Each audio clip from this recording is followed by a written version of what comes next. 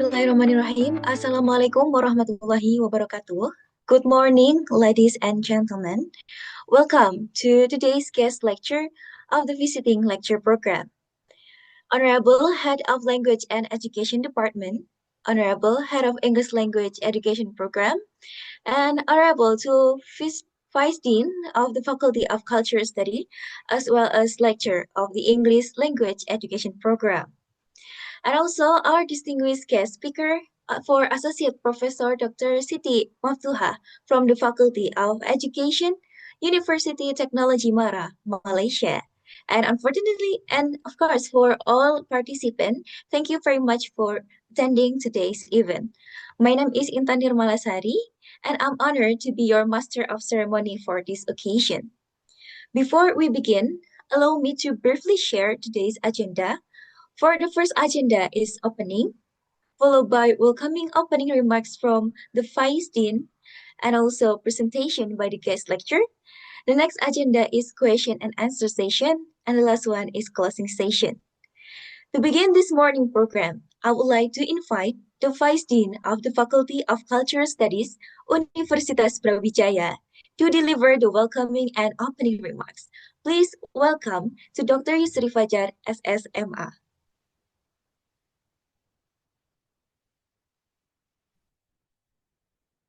Thank you, Intan. Good morning, ladies and gentlemen. Assalamualaikum warahmatullahi wabarakatuh. Distinguished guest, Associate Professor Dr. Siti Maftuhah Damio from Universiti Teknologi MARA, Malaysia, the Honorable Head of the Department of Education, the Honorable Head of English Education Study Program, respected lecturers, colleagues, and students. It is truly my great pleasure to, on behalf of the Faculty of Cultural Studies, Universitas Brawijaya, to warmly welcome all of you to this visiting lecturer program entitled Reflective Teaching for English Pre-Service Teachers Building Professional Awareness and Pedagogical Growth. This program represents our strong commitment to developing the quality of teachers' education, particularly in preparing English pre-service teachers to become reflective, critical, and adaptive professionals.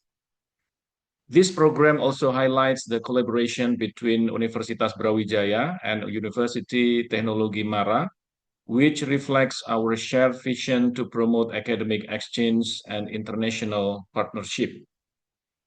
We are greatly honored to have Associate Professor Dr. Siti Maftuhah Damio, an esteemed scholar from Universiti Teknologi MARA, Malaysia, who will share her expertise and valuable insights on reflective teaching and professional growth. Her presence today enriches our academic environment and provides valuable perspectives on how we can nurture professional awareness and pedagogical excellence.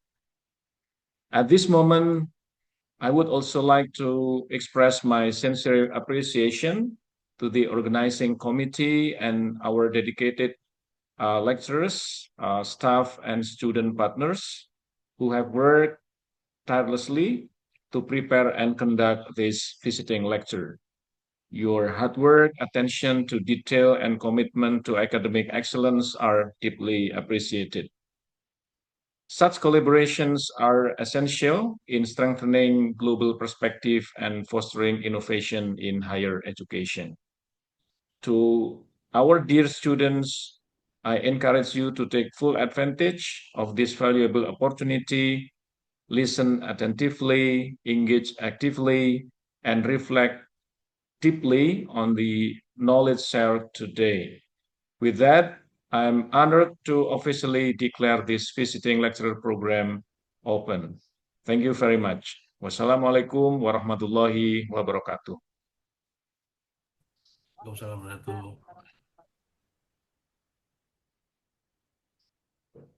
Thank you very much for Dr. Yusri Fajar, SSMA, for the warm and encouraging remarks. All right, thank you everyone. And now we will proceed to the main agenda, the presentation session. The session will be moderated by our wonderful moderator who will also guide the question and answer session. So without any further ado, please welcome our moderator to begin the session. Thank you so much for the MC for inviting me. Okay, Assalamualaikum warahmatullahi wabarakatuh. Good morning, ladies and gentlemen. Welcome to the discussion session.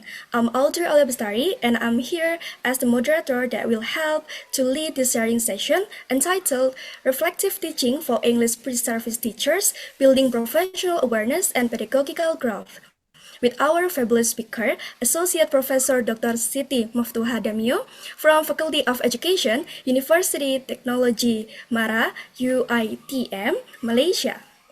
Okay, but before we start the presentation session, I would like to remind everyone with the rules and also regulation that we have in here. So the participants can open the camera and turn off the microphone during the sharing session. The second one, the participants are allowed to ask the speaker directly during the sharing session. With note, you must raise your hand first and I will help to pick you up to deliver your questions. Okay, and then the last one, don't forget to mention your name and also your major before starting your question. That's for the rules and regulation. Now, it's time to move to the most awaited part of our event, the presentation session. Please allow me to introduce our respected speaker first. Professor Dr. Siti Maftuhah Damio is an associate professor from Faculty of Education, UiTM. She is also the researcher, speaker, and lecturer who focus on English as a second or other. We call it as ESOL education, teaching English as a second language, or we call it as TESL, and academic writing teacher education. Okay, without any further ado, let's invite Bu Siti Maftuhah. Okay, time is yours. Okay, thank you very much to our moderator, Audrey, and also to our Master of Ceremony, Intan. Okay, just before I start, I would like just to say Assalamualaikum and good morning to Dr. Yusri Fajar, our FIB uh, Vice Dean 1 of Academic Affairs, Dr. Eve, as the head of department, Dr. Is, Dr. Frida, Pak Agus, and all the other lecturers that are in this particular meeting, as well as the student. I am very delighted when Dr. Frida actually asked me, Dr. Mev, would you like to have a collaborative teaching with FIB? And I said, yeah, sure, because teaching is always me. Okay, I just love teaching. Okay, so except that when it is teaching online, I'm rather a bit more anxious, if you say it. Okay, but I'll try my very best. Okay, and thank you to FIB Universitas Brawijaya for this invitation. I'm very pleased to accept it. And I hope whatever that I'm going to share is more of a sharing session rather than a lecture, because I believe that every one of you who come to this particular meeting has something to contribute.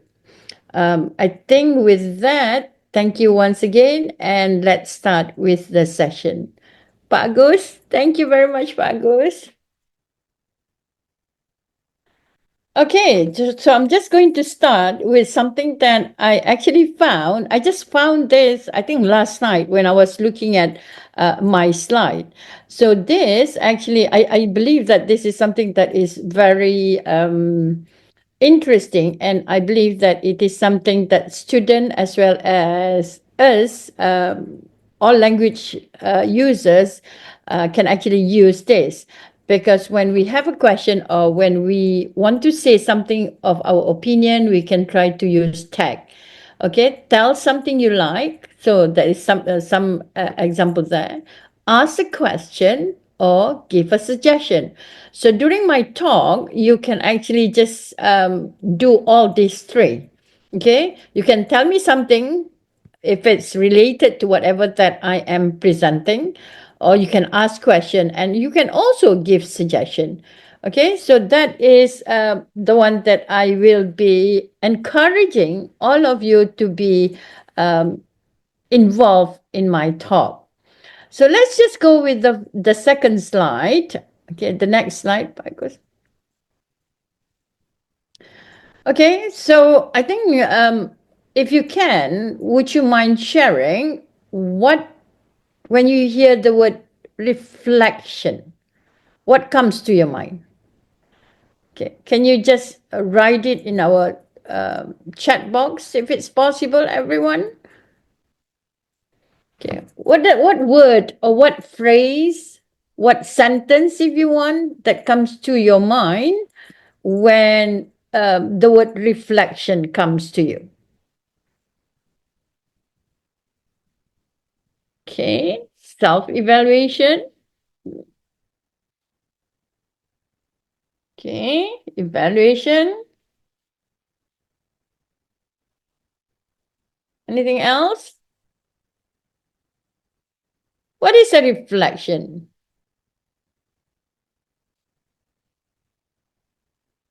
Okay.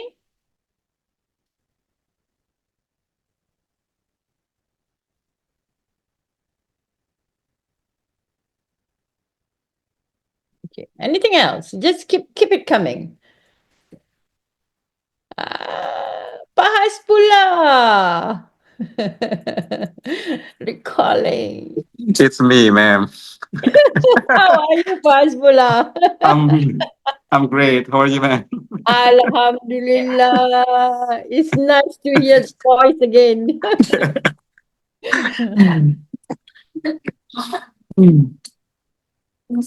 Welcome back to FIB, ma'am. Yes. Always please. Always am ready. Just let me know. Okay, come on, student, cikgu. If I'm in my class, I will be calling my student cikgu.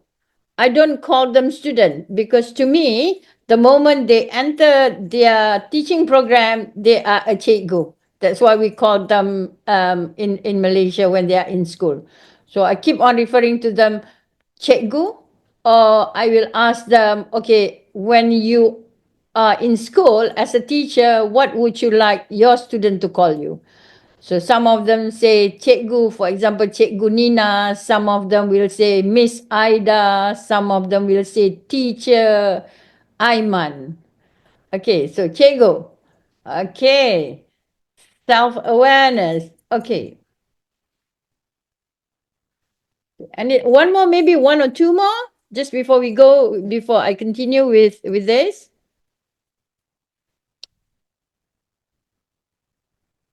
Okay, self-evaluation. Okay, again, okay, and then one more, just one more.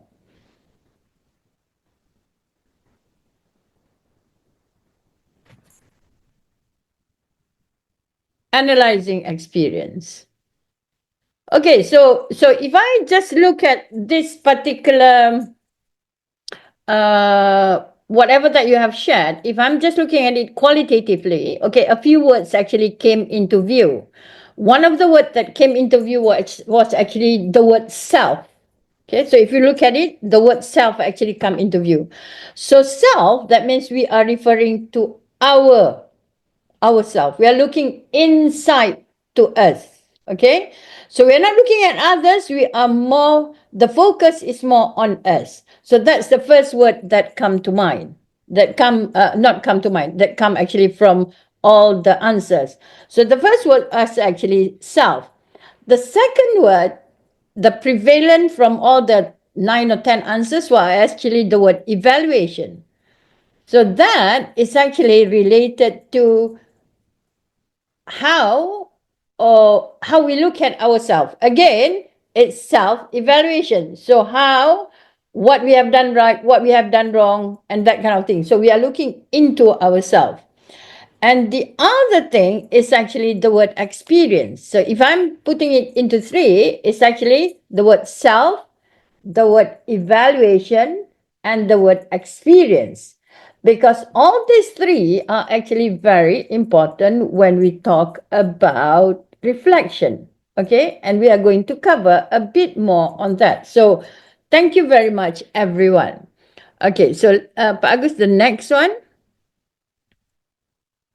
Okay. Why bother to reflect? Why do we reflect? Okay. This is yet another very basic question that we need to address when we are talking about reflection. You can answer this either via your verbally, or you can also write this in the chat box. Cikgu, this is especially for you, Cikgu. Okay, so why do we reflect? Why bother to reflect? This is a very subjective question, so there is no right or wrong answer. To get better in the future, okay, to make it better, improvement, okay, decision, yes, okay, better person, strength, okay. Anything else? Anyone would like to share using their microphone verbally rather than writing? Because as a teacher, we need to write, we need to say it out loud as well. Experiences, okay. Okay. Cikgu, anyone verbal, Cikgu? Anyone would like to share it verbally rather than just in the chat box?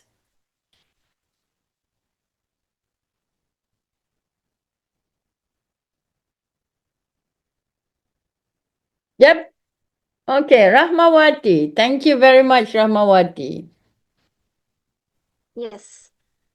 Can you hear my voice clearly? Okay. Yep. So I think we, especially as a future teacher, have to bother to reflect is because we have to be better in the future, so we can improve ourselves if it's regarding ourselves, or to make it better if it's related to an activity, whether it is a teaching activity or anything else, so that we can improve whether it is ourselves or our strategy or related to the teaching we do in the classroom, like that. Okay. Thank you very much, Jihan.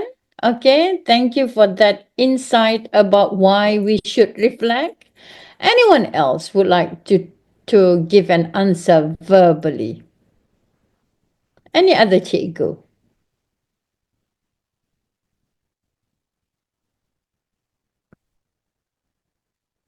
Cikgu, because in class, you cannot be quiet, cikgu. You can only be quiet when the students are doing their activity. Anyone else? Maybe another two, so we make it three. So we have one. We have from Jihan just now. Okay, so maybe we can have another two to share verbally. Rosita. Yep, Rosita. Thank you, Rosita. All right, ma'am. So before that, I'm sorry I cannot turn on my camera due to the signal. Thank you. And yes, why bother to reflect? I think it is very very important for us to to have a continuous learning. And the first one, I think the most benefits of reflection is to learn from experience. Reflection allow us to turn experience, both successness or mistakes, into a learning. So and the second one is to build our self awareness through reflection. You become more aware of your thought, feelings, or maybe strengths, and also the weakness. And also, yes, to the last but not least is to improve future performance. I think reflection helps us to set goals or maybe next plan for the next teaching. Thank you. Pak Agus, we are not there yet. Okay, thank you very much. Okay. Okay, so that is the answer from Rosita, and Rosita mentioned that it's actually something that can help us with continuous learning as well as us to be more aware of ourselves. Okay, so one more. So we have, just now we have Jihan, so then we have Rosita, and maybe we can have seorang cikgu bapa. We have dua orang cikgu ibu. Any bapa, any cikgu bapa from this particular class, or this or the audiences? Okay, hello, Pumaf. Yeah. Yeah, I am Dian. Okay. So talk about reflections. Yeah, in every single teaching and learning process, reflection is highly recommended to do. Yeah. So, and reflections is done in the end of the in a post teachings. Yeah, reflection is is conducted in a post teaching by having reflections.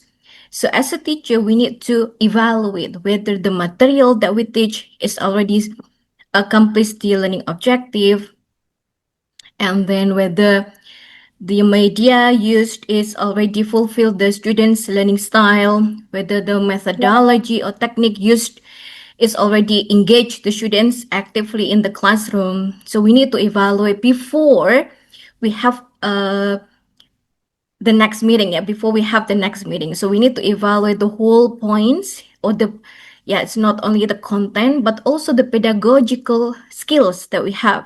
For example, like how to manage the classroom. We need to evaluate the strategy, how we can manage the classroom in the class, whether still we find chaos points, chaos things in the classroom, or that's already what's that? Under control, under control of the classroom. So that's evaluation, reflections. Yep. It's not only that, by having the reflections also become our fundamental content before we construct or before we develop the next content for the following meetings. Yeah, for example, like so today we have already accomplished for the vocabulary building, for example. So then for the next material, so we need to set more complex one. For example, like reading comprehensions, okay, or we also can introduce them with the similarities of the similar sounds. Okay, so it just kind of the fundamental content before we have the next meeting. So that's reflections. Yep. For me. Thank you. So, yep. Thank you very much, Budian. Nice meeting you again. Nice to meet you again, Muma. Okay, yeah. Okay. So Budian has just shared with us that one of the most important thing to her when it comes to reflect and why we bother to reflect is because a reflection can also play as the role of an evaluation, because by reflecting on your own teaching, you can actually evaluate yourself. Where am I? What should I do? For example, like the example that Budian has just shared about teaching vocabulary and then using it to the next level in the next class. Okay, so if we put all of this together, the reasoning that has been given in the chat box as well as verbally, okay, there is the mention about improvement, there is the mention about strength and weaknesses, and there is also the word growth and innovation. I think that is also something that is actually very important, because when we look at or when we reflect what we have done, we can actually look at our own growth, and we can actually look at what kind of innovation in relation to teaching and learning that we can do. Pak Agus, the next one, Pak Agus. Okay, so let's look at it. Actually, many of these points you have already covered. The power of reflection is actually for the teacher, because whatever that we have looked upon just now, either in the chat box or from the verbal one, it's actually mostly to do with the teachers. Okay, so if it's looking at by the teacher, it breaks the cycle of autopilot teaching. Believe it or not, after 5 years or so, many teachers can actually just go into the class and they can start teaching like that. Okay.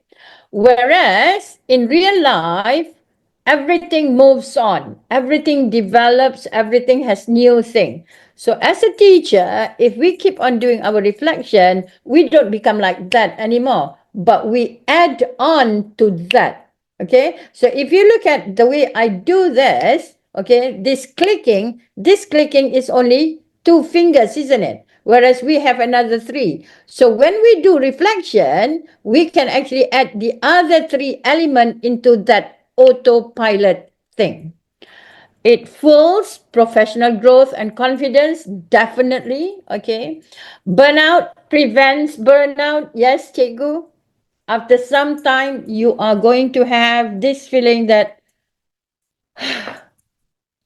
the same topic again, the same thing again. So by reflecting, you can actually help yourself not to feel that. So that is that's an escape route that you can go to. Encourage ethical and learner-centered decision making. So whatever that you try to do in your class is not just about you, it's about your student as well. Whereas for the student, what will happen to them is that when you do your reflection, or you can actually involve them to do in the reflection as well, they can be more responsive and effective, more engaging, and also hopefully, inshallah, it improve their learning outcomes. Okay, so when we talk about reflection, it's not just about the teacher, but it's also about the student. Okay, so these two is combined, and when it is combined, it makes it even stronger. So the reflection is even stronger, because usually in our post lesson, just before the end of our lesson, usually we'll say to our student, anything that you would like to share, everyone? Anything interesting in this lesson? Anything that you find useful that you can use in life? So those things that your student mentioned to you, it is actually something that you can bring in your reflection, and you can actually look further into that. Next, Bagus. Okay, so the overall goal, the overall objective for our session today is actually, I just put it to empower English pre-service teachers to use reflection as a tool for self-awareness, okay, from the word reflection, and also from why bother just now, self-awareness is one of the words that keeps on coming up. Better teaching decision, yes, this is improvement, and continuous growth, yes, as thoughtful and responsive educators. So that is our hope. By the end of this session, we hope that we will be, basically, if we put it, we will be better, responsive educators. Okay, next, Bagus. So, just before I continue, let me just introduce myself. Okay, this is actually an invitation from Fakultas Ilmu Budaya, and for today, we are looking at reflective teaching for English pre-service teachers, building professional awareness and pedagogical growth. Okay, Siti Maftuhah Damio. I am an associate professor doctor at the Faculty of Education, Universiti Teknologi MARA. I started teaching when you guys, student cikgu, when you guys were not born yet. I started teaching in 1992. Okay, so this is my 33 years of teaching. Okay, and from that 33 years of teaching, 12 years were in secondary school. Okay, so that's why I said to you, my love towards teaching is always there. And the other 20 years is with the Faculty of Education. Just a bit of background about myself. Also, just to share, I have 4 children and 3 married, 1 still lajang, if Indonesian use it, the word lajang. And I have 2 grandchildren. One is 1 year old and the other one is 5 months old. So I am enjoying my mbah life. That's what they call me. Okay, so that's just a bit about myself outside of my academic life. Okay, next, Fergus. Okay, so if you look at reflective teaching, not teaching, reflective practice is actually not just thinking. It's not just thinking. It's actually a bit more after that. So, just spend a bit, if you look at Richards and Lockhart 1996 as well as Farrell 2019, they put it together that effective practice is a deliberate and systematic process. It's deliberate, okay? It's not something that happened just like that. You have to have the intention. If it's in Islam, we have our niyat, right? When we go for our salat, we have our niyat, right? So that is deliberate. And it's systematic, very similar to salat as well. Because when you do our salat, it's systematic, right? First is that, and then followed by, so it's all a very systematic process, okay? Critically examining your own, okay? The word there is your own. So you are looking at yourself, okay? To understand and improve them. Okay, for you to understand. When he says about improve, it doesn't mean that it is only from bad to good. It can be from good to better. It could be from better to best. Can you see that? It's from good to better and from better to best. Okay, so you have to remember that it is not only from negative to positive. It is self-observation and self-evaluation, and it's actually a bridge between theory and practice. I believe that all cikgus, all of you have learned educational psychology, where you learn about all the theories that is related to teaching. So this is when it happens, when you correlate between theory to practice. Okay, so we're going to have a look at the reflective cycle. Just a short one, okay? So if you look at this reflective cycle, okay, so this one is something that you are, I know that you are so used to. First, you plan your lesson, then you teach in your class. While you are teaching or after while you are teaching, you observe as well what is taking place. Then you do reflect on the evidence and then you replan with new insight. Okay, so it's a cyclical process. So every time you go into your class to teach, this is what happened. And every time the reflection session must be there. Because teachers who develop themselves professionally is when they are consciously thinking about what, why, and how they teach. Conscious. The word conscious. Apart from the word conscious, we have 3 levels of that. So what is it that we have? Conscious is in the middle. What is the first and what is the third? Before conscious, we have the word unconscious, isn't it? Okay. So when you are unconscious, you are, okay, And then you have conscious, the one that you do deliberately. After you have done bits over and over and over of the conscious thing, it becomes, of the conscious action, it becomes a habit. Habit is the subconscious level. So we have the unconscious, teacher cannot be unconscious. You have the conscious, conscious is when you are doing all this action. And when this action goes to become a habit, then you are doing it subconsciously. So this reflective cycle is, to some, can be already a subconscious stages, but for some it is still at the conscious level. Okay, next, Bagus. Okay, so as you progress in your English pre-service teachers program, what have you learned about yourself as the future? How can we actually share this? Because students, I would like all the cikgu to answer, to give an answer in the Google form. How can we share this?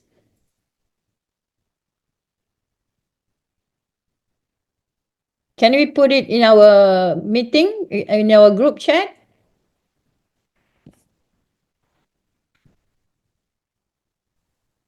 Yes, doctor. Okay. Yeah, would you please send to me and I will share to the student. Or maybe we can share it in the chat box. Yeah.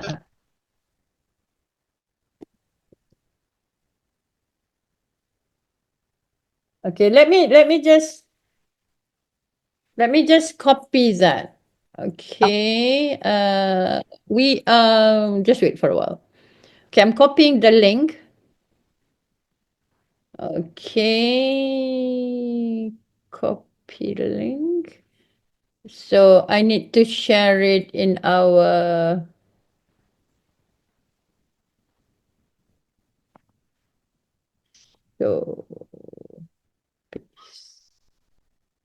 okay. Can you try to answer in our Google Classroom?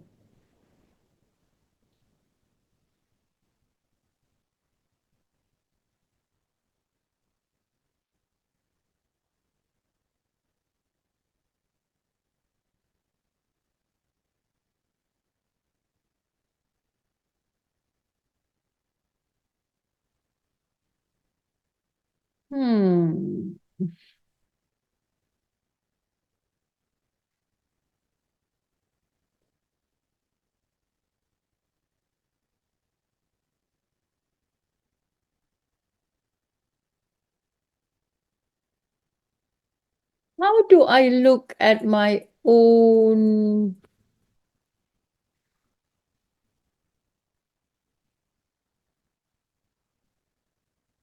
Okay, I am trying to go into my own Google form. I am reflective model as a future teacher responses. At the moment, there is still no responses. Can you actually open the Google form? Yes? I tried. Yes, I tried ma'am. it and yeah, it works. Okay, it worked. Okay, thank you very We much. can access that. Okay, thank you. So I'm still waiting for the responses, okay?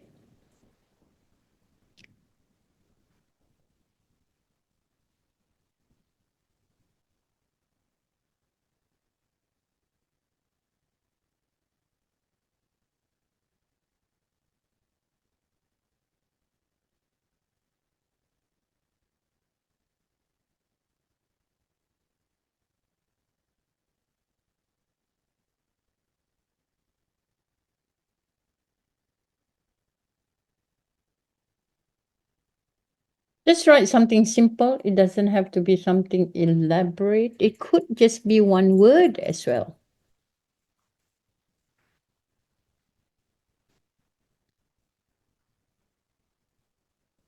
Okay, so maybe we can go back to this particular question at the end of our lecture. Okay, so I am just going to continue to the next slide, but just write your answer for this in our Google Classroom, okay?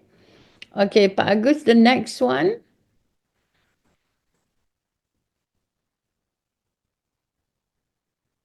Okay, so if you look at this particular slide, okay, when we do reflection, there are actually a few key dimensions that we can approach it from.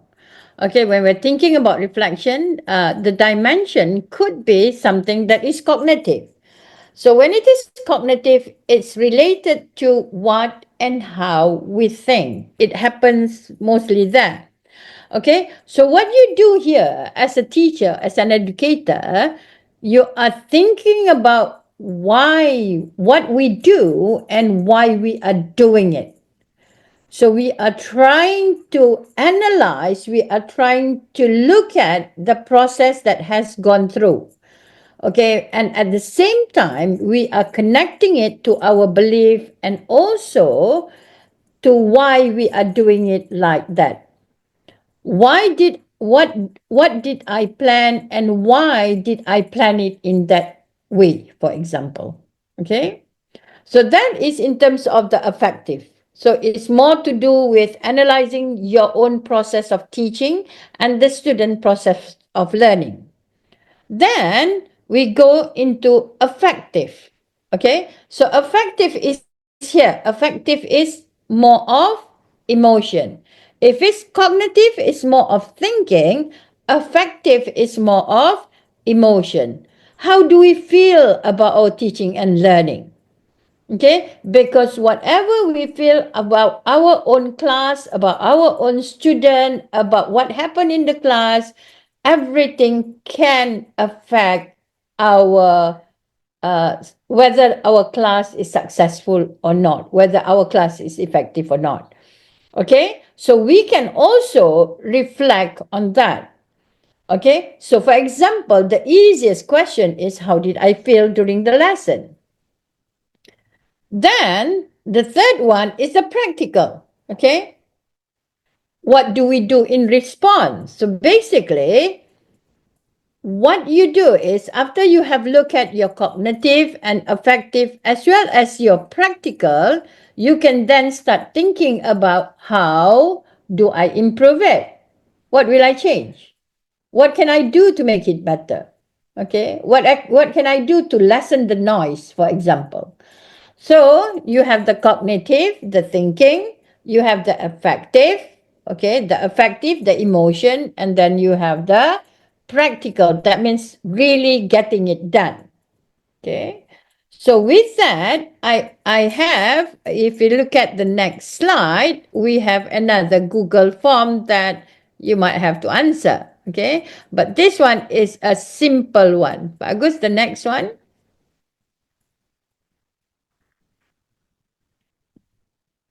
Okay, so if you open to this one,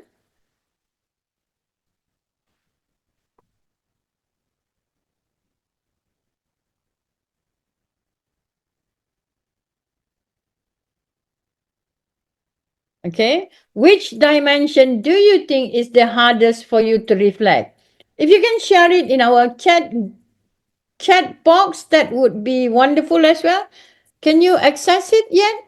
Or I need to copy and paste it there? Okay, this one is for our...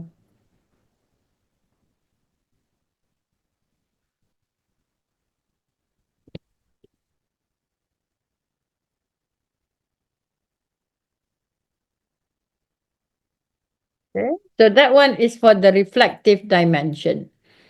You may want to share it over here in our chat box so that we can see it immediately. Which one is your choice? Okay.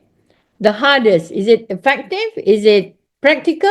Or is it cognitive? Which one is the hardest for you?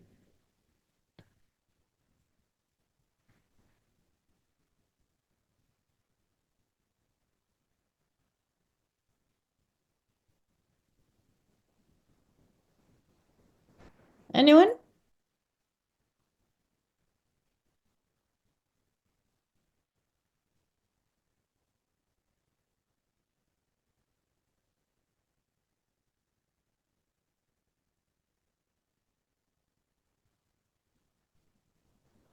Any answer yet?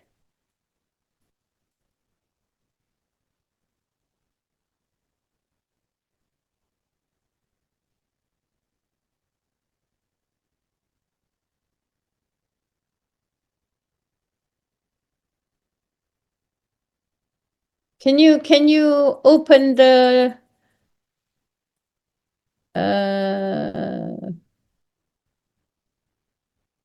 okay, responses. Okay. We have 31 responses from the question on which dimension is the hardest. And if we look at this, the two dimension, the practical dimension and the cognitive dimension, it's changing now. Okay, 35 responses, and from the 35 responses, the highest was actually on practical. Okay, second is on cognitive, and the least is on affective. So if you look at that, okay, the answer is 40. Practical is the hardest for many of you. Okay, why is it that practical is the hardest? Anyone would like to share that? Why is the practical dimension the hardest to do, to reflect on?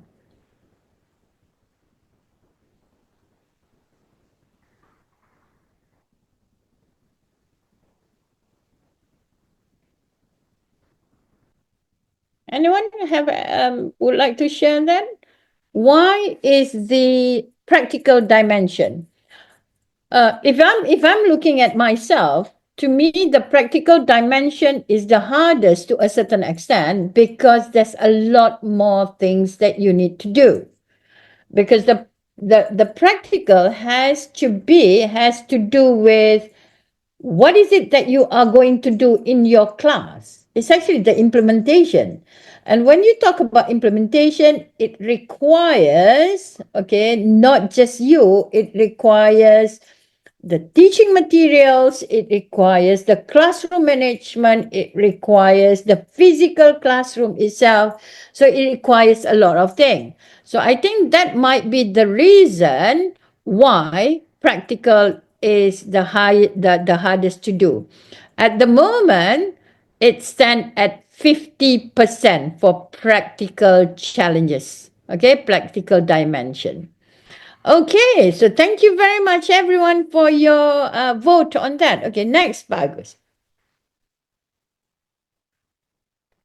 Okay, so just now we had a look at reflective model, reflective dimension. So now we are going to look at practical models. Basically, is how can you do reflective practices? Okay, so the first one will be on, okay, Bagus. Okay, the first one is actually related to what they call the 4M model. Can you see why it's 4M? Okay, moments, murmurs, mistakes, and modification.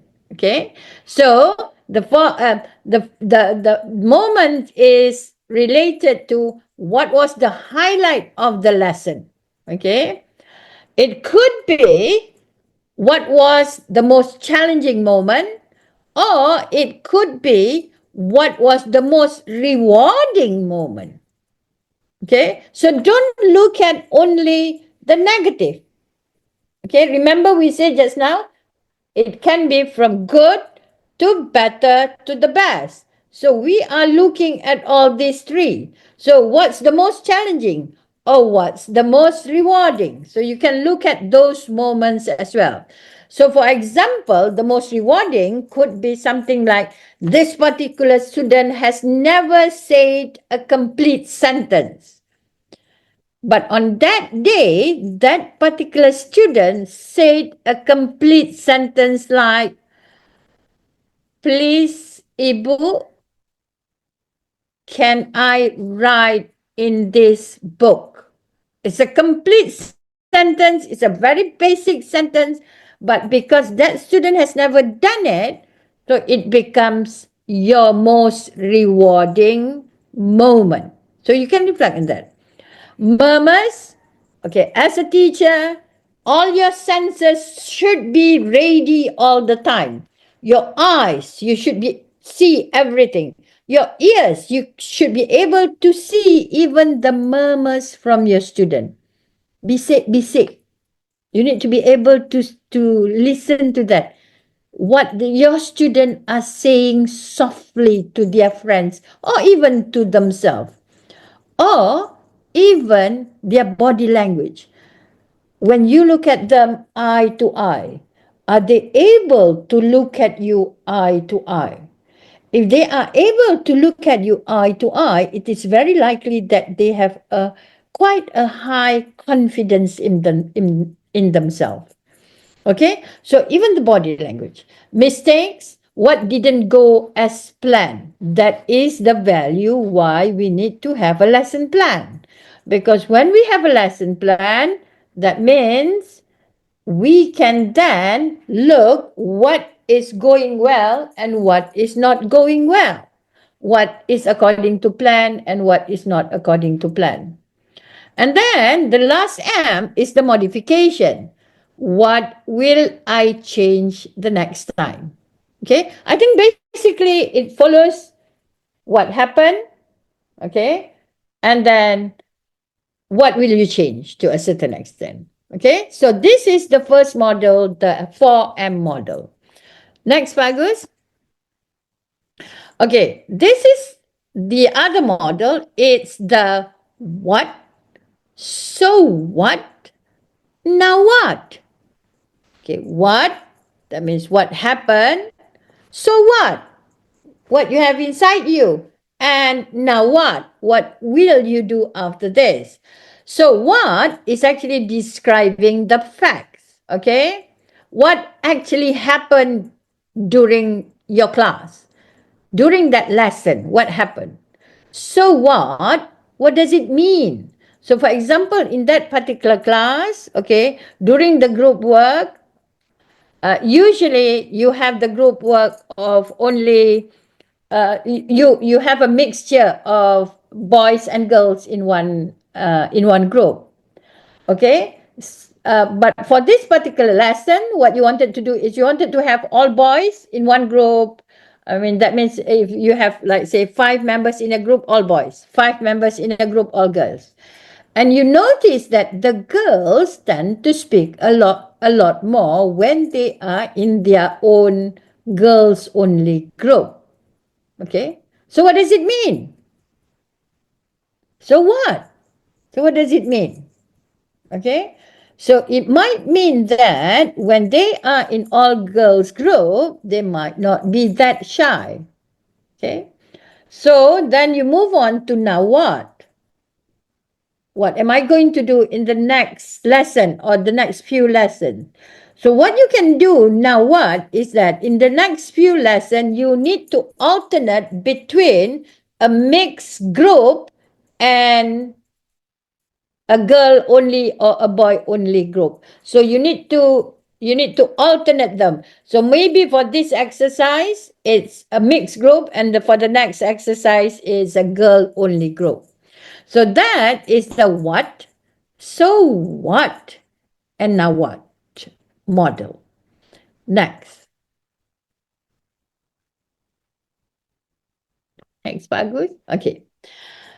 This is actually what they call a reflective trio model. Okay, can you see there are 3 things? That's why it's trio. The first thing, the second thing, and the third. The first is when you look at yourself. How did I feel? This include the cognitive, affective, and also the practical. So you ask yourself this question. How did I feel? What surprised me? What would I do differently? And then you look at your students. Okay? How did they react? What was who was engaged? Who was lost? Who whether the activity was successful or not. So instead of just looking at yourself, you also look at the student. And you also look at the subject matter. That means the content and the material. So you ask the question of, did the activities work? Were the instruction clear? Were the material enough? Were the materials clear enough for everyone? Okay. So in this one, it looks at a different thing. You look at yourself. What? So what? What next? Then you look at your student. What? So what? What next? And then you look at the subject. What? So what? And what next? So you're using the one before this, the what, so what, in this particular trio model as well. But this one, you are looking at three different elements, which is yourself, your student, and your subject. So we are just going to look at only three models, and those are the three models. So let's have a look at the next slide. And the next slide, you are going to answer yet another question. Okay. So for this one, I'm going to share the link as well. Okay. Copy. Just wait for a while. I'm pasting the link now. This one is paste. This one is for models.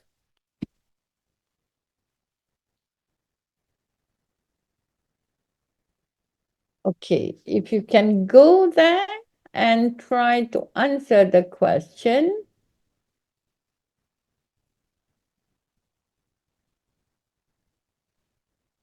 Okay, I'm going to have a look at dimension, reflective models.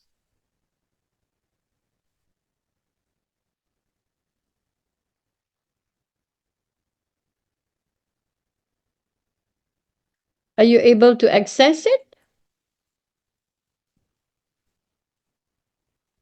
Can you open it? Yes, ma'am. Okay, thank you very much. Because sometimes when you are online, you feel a lot more alone as compared to when you are a face-to-face meeting. So, I mean, answers from students and from cikgus is always welcome to show that I'm not alone. Dr. Mef is not alone. Okay. Okay.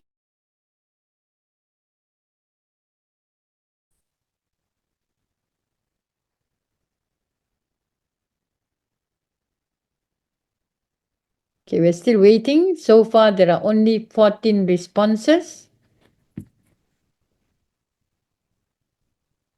Okay, we're waiting a bit more. Okay, 17 responses. We will stop at maybe 30 if it's possible.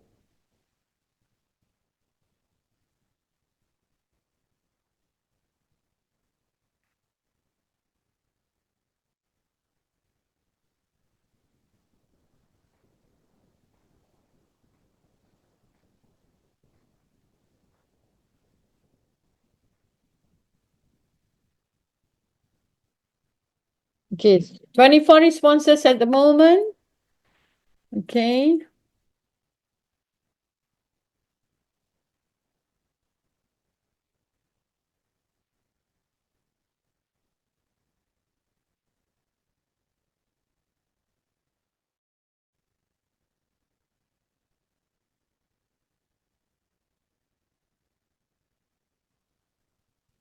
Okay, so we have 27 responses, and for the time being, okay, for many of you, you actually chose, how do I read this?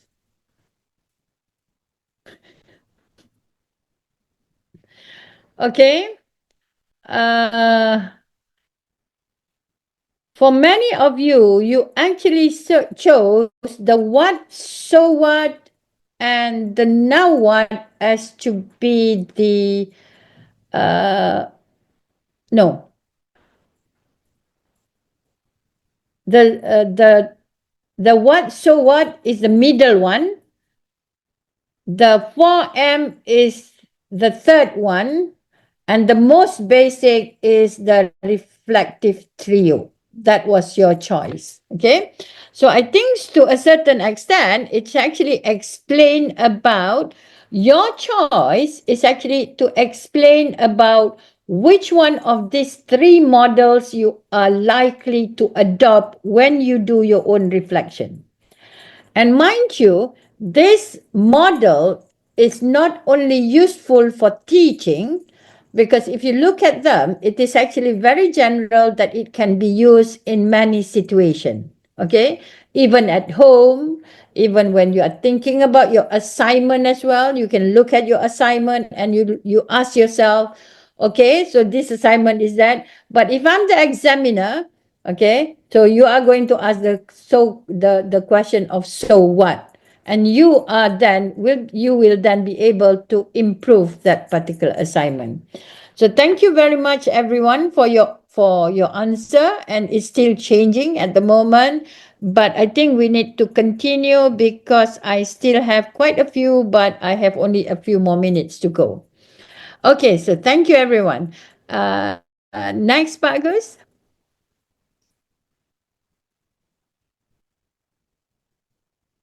Can we go to the next slide?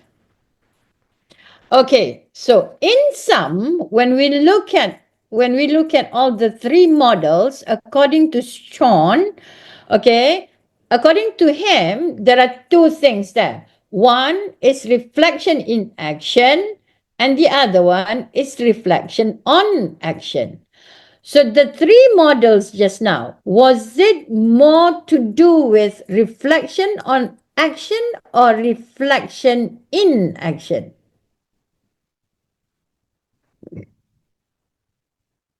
The three just now, is it more in action or is it more on action?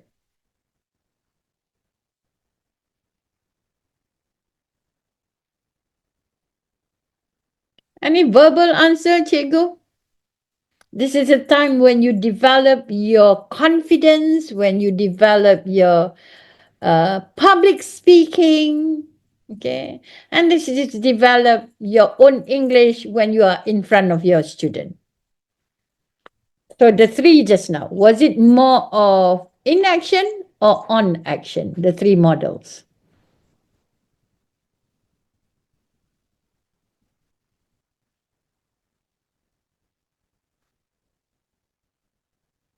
Cikgu? Ibu? Bapak?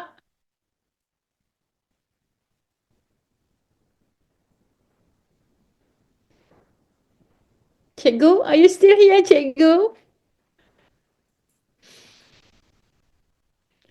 You still around?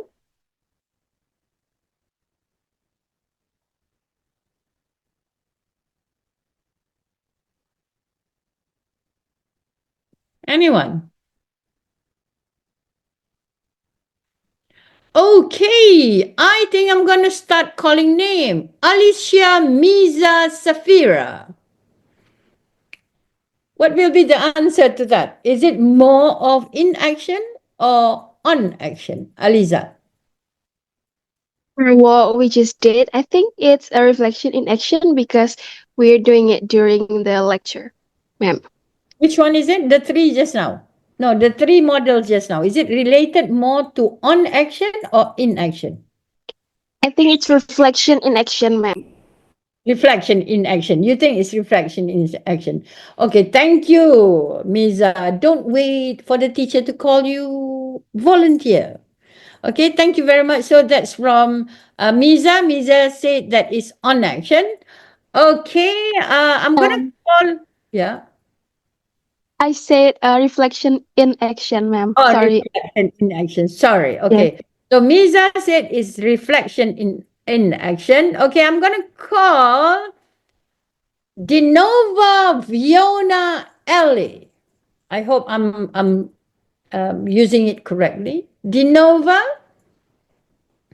Which one do you think? Is it more of in action or is it on action, the three models?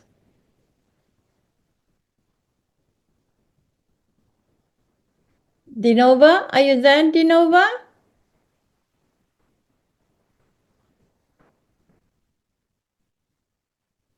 Okay. Dinova is not there. Okay, 1, 2, and 3. Okay, Alisa. Simple name. Alisa? Which one is it, Alisa? Is it in action or on action?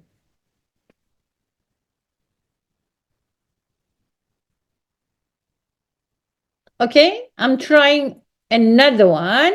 Okay, I'm trying with another one student. Kezia Clarence. Kezia Clarence.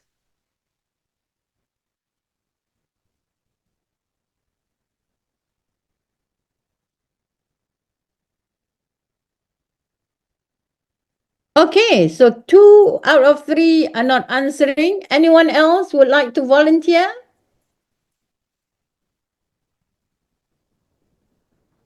Just to give whether it's in action or on action.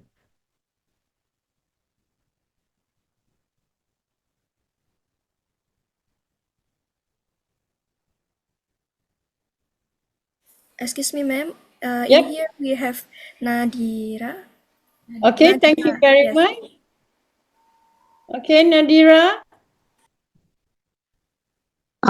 May I share my opinion, ma'am? Yeah, sure. I think it's reflection on action. So after teaching. So you think that the three models is related to do more of reflection on action. Okay, so thank Yes, you very ma'am. Okay, thank you very much, Nadia. So if we look at this, basically, if we look at the three models, they are mostly, okay, if we go back to them afterwards, you have a look at them again, okay? It's the what, so what, and what now, and then the trio, the you, the student, and then the subject, and then there's also the 4M. Most of them are actually related to on action rather than in action. So, for most of the time, many of us as teachers, okay, we tend to do more reflection on action. That means after the teaching is done, then only we sit down and then we think about what happened in our class. Whereas reflection in action is actually, it happened in our class, but because it happened in a jiffy, it's very fast, just like that. Okay, so it's not taken into the dimension clearly. Pak Agus, if you can go to the next one. Okay, so if you look at the next slide, it's actually looking into reflection in action. Okay, just waiting while we wait. Okay, if you look at using SON reflective practice, the example is that after you have taught a lesson, you will think about what went well and what didn't. And that one is after the class, so it's on action. But then, what you will do in your next class, you are going to do reflection in action, because whatever that you plan after the last one, you are going to use it in your next class. Okay, the next one, Pak Agus.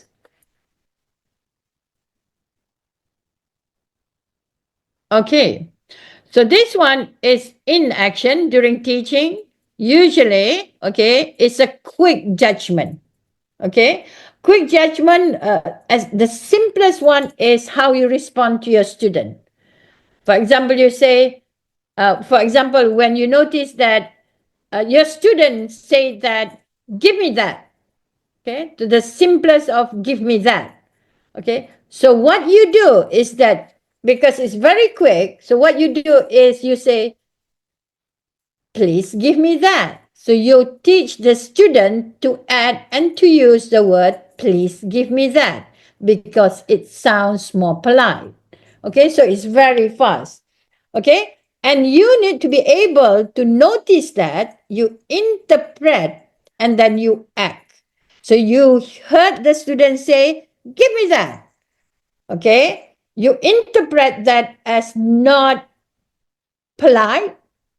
So what you do is you say to the student, it's more polite if you say, please give me that. Okay, so this one actually involves intuition and experience. So as a novice teacher, as new teachers, you might need to be more conscious of all this, because it needs experience. But the longer you are in the teaching profession, inshallah, the better you will be. So this is during the reflection in action. Okay, I put there, okay, discuss one instant where you adjusted something while teaching, the reflection in action, because this one we rarely do that. And I think because you have already done your teaching practicum, I think you will have a lot of instances that you can do that. Okay, next, Pak Agus. Okay. Okay, so pretend that you are this teacher. What two reflection would you make about your lesson? I'm not sure whether you can. How do I do this? This is actually a video, Pak Agus. Can you? How do I do this? I have a video that I would like to share with you. Please wait. Sorry? Do I copy the link and then you try to open it? Okay, let me try that one, okay?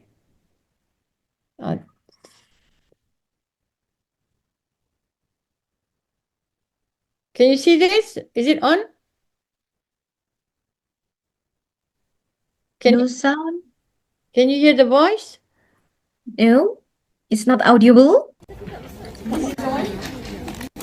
one that you play like this. Oh yeah, it's already audible. Okay. So just play one small round of that. Just watch this for a while, okay? Yes. All of you remember that particular game? Yes. Okay, we have this particular game that we call Batu Serempak. Okay, and you play it like you need the table for it. Yes, that's one of it. Yeah. Okay. So what does it remind you when you play like that? What's that? Sorry? What comes to your mind when you play that game? Your childhood game. So what is special about your childhood? Memories? Okay, what memories does it do to you? What memories come to mind? Happy memories. Remember your old friends. Remember your mom calling you. Balik maghrib na. Right? You were so engrossed with that. Okay, so it provides good memories, isn't it? Okay. So now, each one of you pick one stone that you think is very special. Okay. One stone that you think is very special. Okay. Can you give me the reason why that particular stone is special to you? Easy to handle. Easy to handle. Okay. Maybe my question was wrong. Imagine that this stone is a magic stone. Okay? So, you are going to write to your friends. This is what is known as aerogram. Nowadays, you don't have it anymore. Where you just write, you fold it into three sections, and it becomes, then you post it. So you write here. So you are going to write about your magic stone in this aerogram. So you have to tell why that stone is magical to you. Anyone would like to share? Any magical? It shines more than the others. It shines more than the others. So what does it do when it is magical? It can give you power. Power to do what? Change us into a more beautiful lady, perhaps? Perhaps, okay. Change what? Is there anyone else? Just one more sharing? Why do you think your stone is magical? Become strong. Okay, it's a good luck stone. Always, whenever you have it, you tend to have good luck or better luck. Okay, the last one. Oh, invisible, just like Harry Potter, isn't it? Okay, so how many activities have we done so far?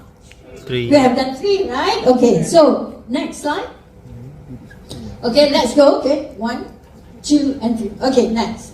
Okay, so this is actually what we are going to do. The reality is that exercises, when we talk. Thank you, Pagos. Can we go back to the slide just now?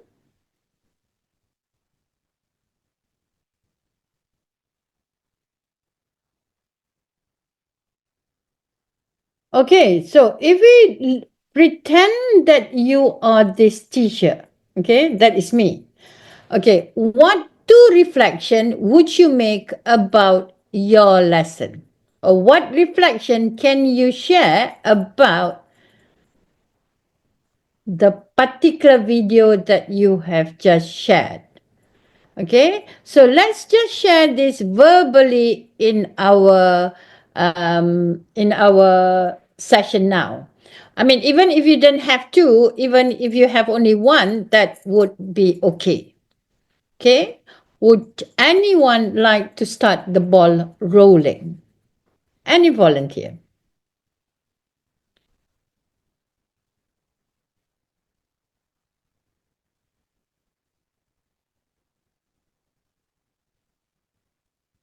Okay, anyone?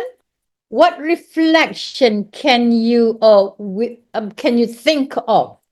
What point can you think of as a reflection from that particular video?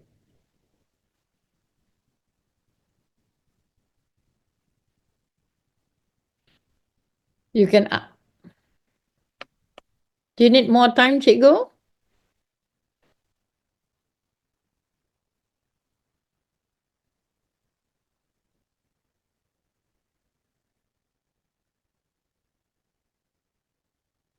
Okay. Anyone?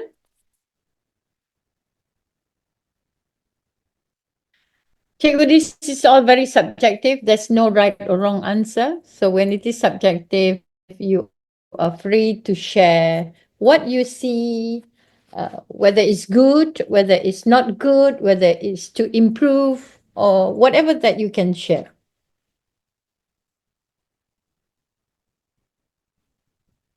Zaki Naufal. Zaki, would you like to share?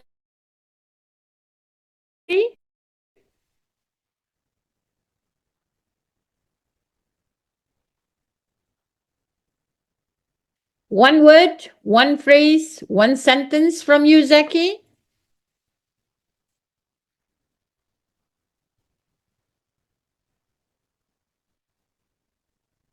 Okay, Zaki might not be there. Let's call another one. Shafira Indi.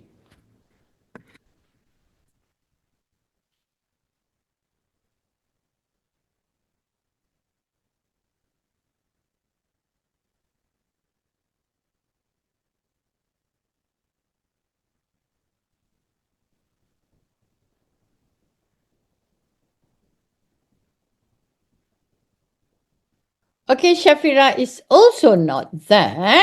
So let's try another one. Rohistin Chairina Afifa. Rohistin, a unique name, this is Ruhistin Chairina Afifa.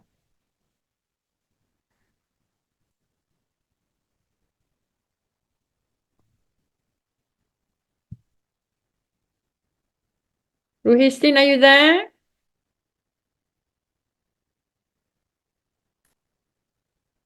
It seems all three of them are not there. Anyone would like to start?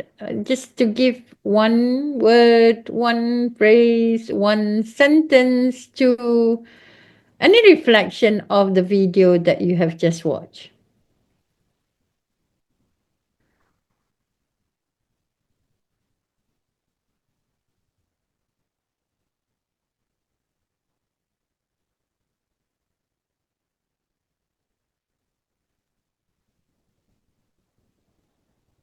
Excuse me, ma'am, I would like to say something. Okay, yeah. Who is that? Sorry, I didn't get your name.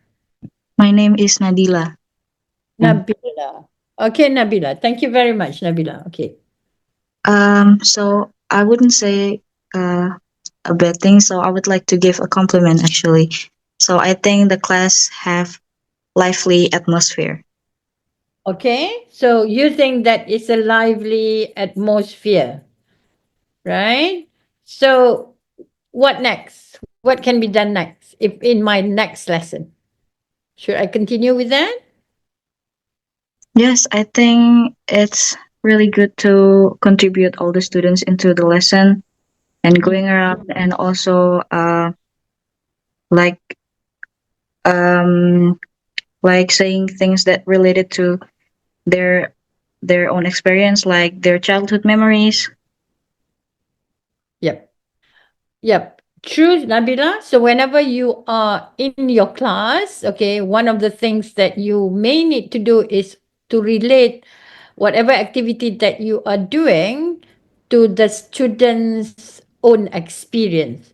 So by doing it that way, you can actually get the student to be engaged more. So yes, we are going to continue with that to have a lively atmosphere in class. Okay, and then Pratnya Suarso here said, I think the teacher was interactive enough in delivering the material, but then communication is two-way interaction. The students seem like not active. There are always classes like this. Yes. Okay. Yeah, I have to say as well, it's just that for that particular moment, that was actually what I did was I tried to find my own video of teaching inside the class, but I couldn't find it. So that one was actually a conference presentation that I asked my student to videotape, and I said, okay, rather than not having anything, have that is already okay. So yes, thank you very much, Pratnya, for your take on this. If we could have maybe one more verbal one. Thank you, Nabila. Thank you, Pratnya. Okay, another one. Any more volunteer, or should I call another name? Which letter have I not used? Nanda Ardiansha Surya. Nanda.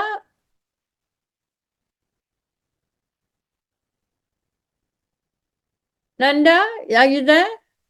Oh, Nanda was there for a while and then has gone missing. Okay, so we are going to try Muhammad Farhan Al Fariski. Farhan, yes. For once, a bapa. Pak Farhan. Yes, ma'am. Okay, thank you, Farhan. Would you like to share, Farhan? Maybe just one word is okay as well. Yeah, okay, ma'am. I think from the video, I think there is what is it? It's so menarik, Interesting. menarik siswa dan mahasiswa yang ada di sana and it's so cool to do that, but I think for one is about the speed of the talking, I think maybe we can reduce the speed for the students. I think that's me. Yep. Okay. Thank you very much, Farhan. Yes. See, all of you have your own point of view, and I have to agree with Farhan. Okay, the rate or the speed of delivery is rather rush. Okay, that is something that we always have to. If you ask me about that, I would say that is dependent upon who you have as your student. If the student proficiency is quite high, you could actually go at that rate. But if the student's proficiency is at the intermediate level, I have to slow down a bit more. Thank you, Farhan, for that. That is actually a good point that you have just made. Okay. So Naila said that it's a lively atmosphere. Thank you, Naila. Pratnya said that it's interactive. Okay. But sometimes the communication has to be more from the student rather than the teacher. But it can be challenging because for most of the time, students tend to be very quiet. And then Farhan said that the rate of the delivery in terms of the language, the communication, it has to be a bit slower. So thank you to all three. Okay, next. Just a bit more, okay? Okay, so if we look at here, okay, tools for reflection. Okay, we have our teaching journals, we have video recording, we have peer observation, mentor feedback. I think most of this are familiar to many of you. It's just that which one is your choice? Okay, which one do you prefer to use? Which one is which one is the one that you think is most comfortable for you to do your reflection? This tool, it doesn't matter which one you choose, but the main thing is that you must do your reflection. Okay, I'm running out of time. Is it still okay for me to continue, Dr. Frida? For sure, better, please. Sorry, Yes, please, better. I can't hear you, Dr. Frida. Yes, please, doctor. Okay, I'll just continue. That's Okay, fine. Yes. not that many anymore. Okay, so this is a tool for reflection. Okay, next, Pak Agus. Okay, so the tools, I think it's all very familiar to you, especially those younger generation like all of you, because you are so good with all the online thing. However, this is one of the things that has to be addressed when we talk about reflection. This is the barriers to reflection. Many teachers will say that I'm just too busy. I don't have the time to reflect and write about my own reflection. Number two, fear of criticism. They are worried that once they write down, because usually for reflection we write down what was not so good or what to be improved, right? So they are worried about the fear of criticism. Other people will criticize them. Difficulty of identifying improvement area is very simple, just based on the video that we have just said. Okay, we have about 30 something participants, but only a few are able to do the reflection within the short time given. And then there is the lack of reflective habit. Remember, we said just now that you have to do it consciously first. That means the action, you have to do it consciously before it becomes into a habit that is more of a subconscious. Okay. Now, which barrier do you think do you face most and how can it be overcome? So you might want to answer that. Can you just share that in our chat box for a while? Or even if you have your own barriers that you think is the one that may stop you from doing a reflection. For our student in UiTM, when they go for their practicum teaching in school, they have one book that is known as their reflection book. So they need to write every day in that particular reflection book. So if they are in school for 3 months, that means they have 3 months worth of reflection that they have to write, with the hope that it becomes a habit after this.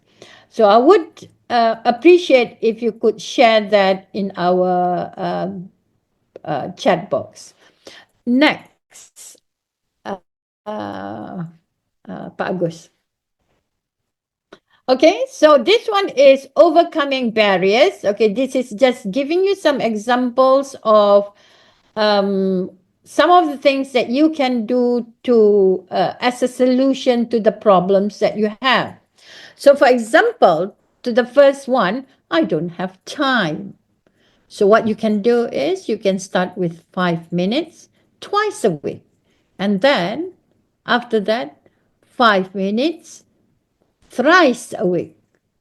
And then, after that, 5 minutes 4 times a week. So, it keeps on increasing until it becomes a habit. It's too negative. I'm too hard on myself. That is self-criticism, isn't it? So what you do is always start with what went well. Start with the positive before you go into the negative. Okay? Because if it's me, what I do with my student, whenever I give them my feedback or the reflection, even when I ask them for their reflection, I would ask 2 things. The first that I would ask from them is, what is the strength of the lesson? The second one is, what is to improve? What can you improve from that lesson? So strength to improve. So you can start from that. And to the issue of, I don't know what to write. So you can then use the models, the 4M models or the what, so what, now what models, okay? So actually there's no issue about these barriers. If you are into teaching, okay, you will be doing this intentionally at the beginning, but it becomes more subconscious as you go on. Okay, so I would encourage all of you to start with the 5 minutes, maybe twice a week first, if you can. That would be wonderful. Okay, next, Bagus. Okay, this is from reflection to action. I think this is, we have covered for many of this. It's actually from what happened and what you are going to do next. So that is relatively about this particular slide. Okay, next, Pak Agus. I'm not going to go into further detail. So this one is very important to us to a certain extent because it says that reflection without action is just storytelling. Okay, so for a reflection to be meaningful, you need to do it. You need to do it to write down what happened in your class and then to think about how you can improve it and to actually do it in your class. So it's actually action. Okay? So the question that you always need to do is to ask yourself, okay, after your reflection, therefore, my next step is to, so what is it that you're going to do? I'm going to call, if it, for example, like in this particular lesson, you only managed to call 5 students to answer the question, simple question, maybe in the next class, you are going to involve 7 students to answer the question. Okay, so those are the example at the bottom. Find a better, warmer activity for my beginner class. Warmer activity doesn't mean something that is tangibly warm. It means something that is more, is something that is closer at heart. Okay? Okay, next. Okay, this is related to making it a habit, the 5 minutes twice a week. What went well? What would I change? What is one thing I learned about my own teaching? So very simple question, and you can always start with that. Next, Bagus. Okay.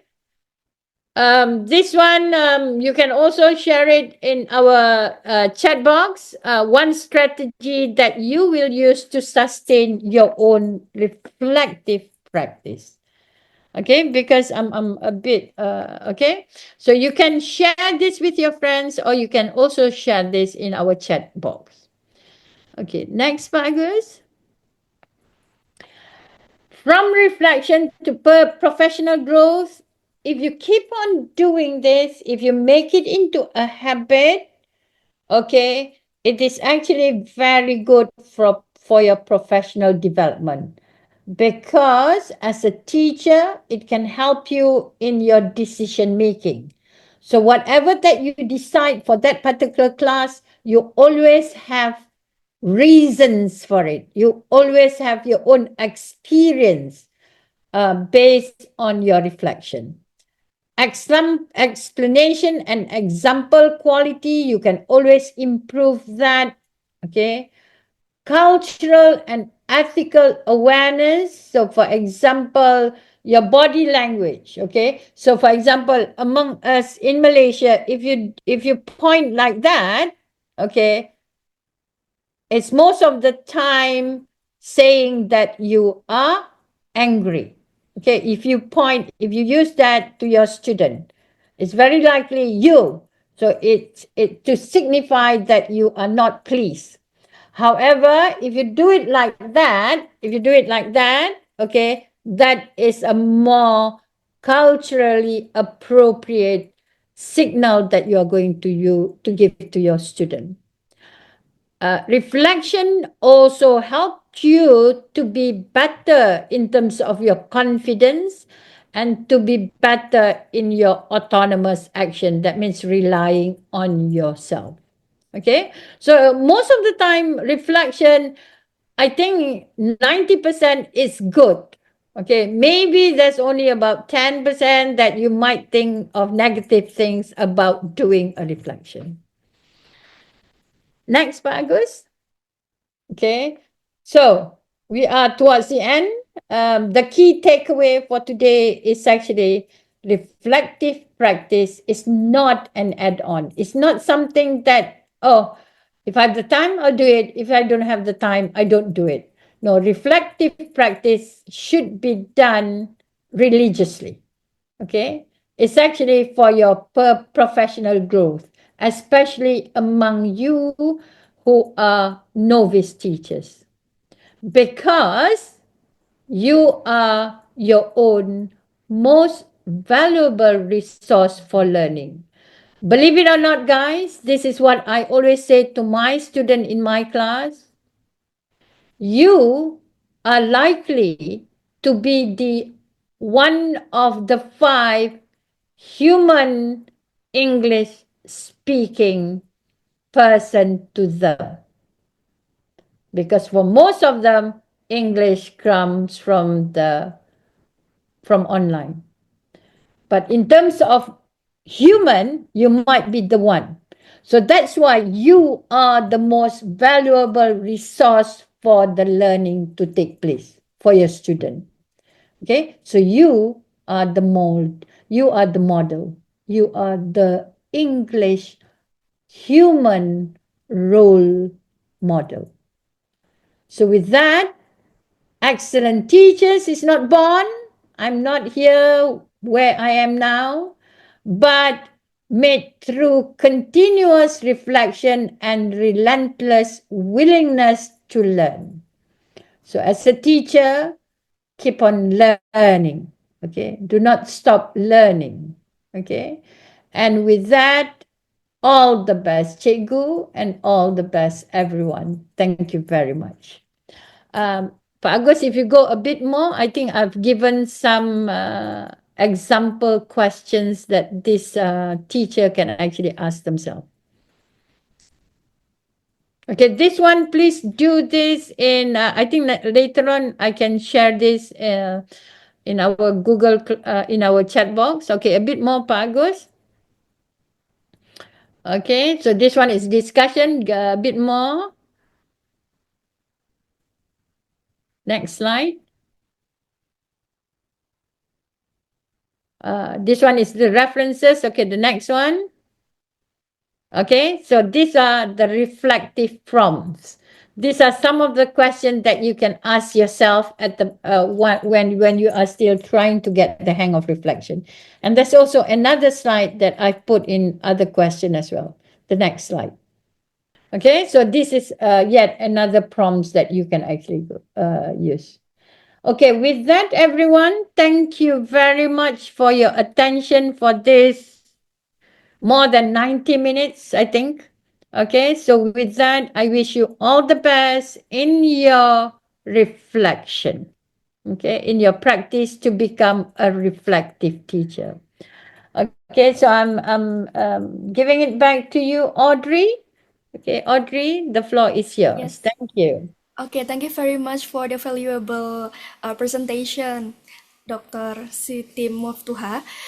So the next, we still have a little bit time, so let's open the Q&A session. But maybe due to the limitation of the time, I will open just only for one question. So for the audiences, maybe if you want to answer anything, or if you still think that to clear something, you can ask to Dr. Siti Maftuhah. Audrey, if I may say, if we don't have enough time to answer the question now, I can also address the question later on. I can give the answer to Dr. Frida or Pak Agus, and they can relay the message to the student. Well, I would like to wrap up before I end this session. So this is what I got from this presentation, from this amazing presentation.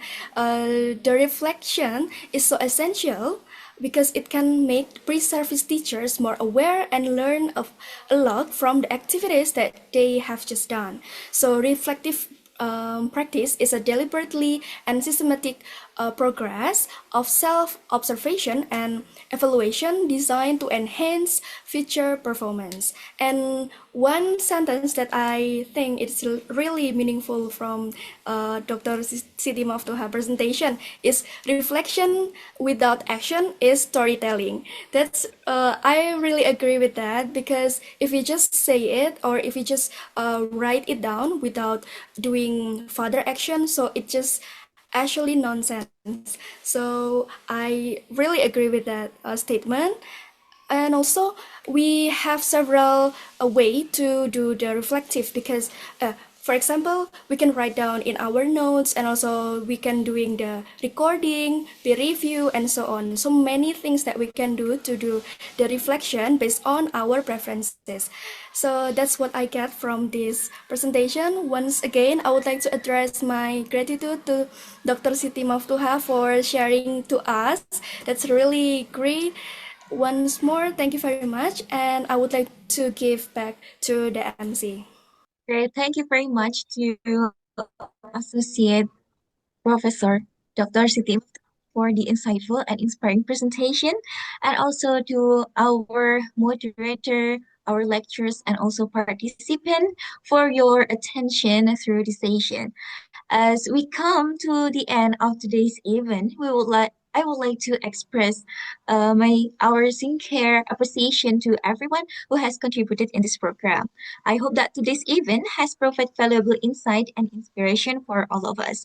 Once again, thank you for joining us. Have a pleasant day and see you in the next academic event. And wassalamualaikum warahmatullahi wabarakatuh.